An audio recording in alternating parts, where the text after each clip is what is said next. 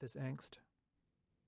I know, Madison said, but he's just so, infuriating. Most men are, sweetie. Bridget winked. It's fine he's not interested in me. Disappointing, but I can deal. And I can even forgive him for changing his mind the one time we almost hooked up. Well, sort of. She laughed without much humor and stared at her best friend, willing her to understand. But he's constantly poking at me, teasing me in front of my family, treating me like a kid sister, when all I want to do is shake him and get him naked. It's just one weekend. How bad can it be? Bridget asked. She was trying to add the voice of reason to what was going to be the worst weekend of Madison's life. Dropping the invitation on her desk, she leaned back in her chair and sighed, idly, contemplating calling the history department.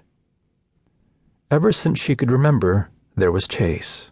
Always Chase. They'd grown up on the same block in the suburbs of D.C. Her brother and Chase had been inseparable since, well, forever. Which meant, being the baby of the family, Madison had nothing better to do as a kid than follow behind Mitch and his friends.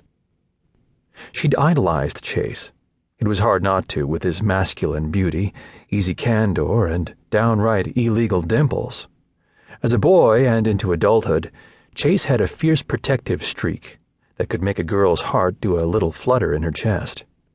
He was the type of guy who would rip off his shirt in the middle of Snowmageddon and give it to a homeless person on the street.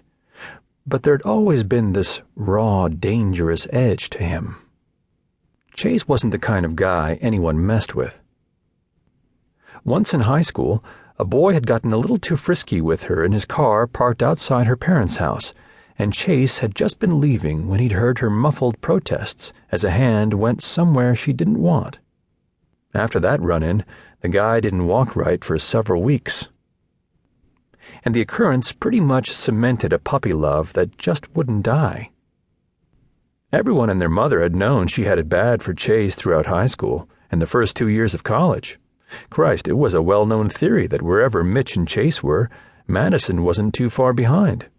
Sad as it was, and it was pathetic, she had attended the University of Maryland because they had. Everything changed her junior year in college, the night he'd opened his first nightclub. After that, she did everything in her power to avoid Chase, not that it worked or anything. One would think in a city as overpopulated as Washington, D.C., she'd be able to avoid the rat bastard. But oh no, the laws of nature were a cruel, unrelenting bitch. Chase was everywhere. She'd rented one of the smaller apartments on the second floor of the gallery, and weeks later, he'd bought one of the penthouses on the top floor.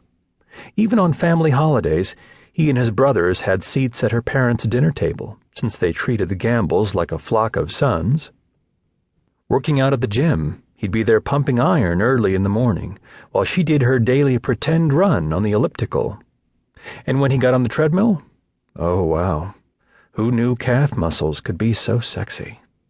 It wasn't her fault that she stared and maybe drooled on herself a little, had maybe fallen off the elliptical a time or two when he'd lifted his shirt, revealing abs that looked like someone stuck paint rollers under his skin, for crying out loud, and wiped his brow at the hem. Who wouldn't be driven to distraction and take a tumble? Hell, if Madison went to the local grocery store on the corner, he'd be there too, feeling up the peaches, with his wonderfully long fingers that no doubt knew how to strum a guitar, just as well as they knew how to work a woman into the height of sexual frenzy, and then some. Because she did know, oh, did she ever know how good he was.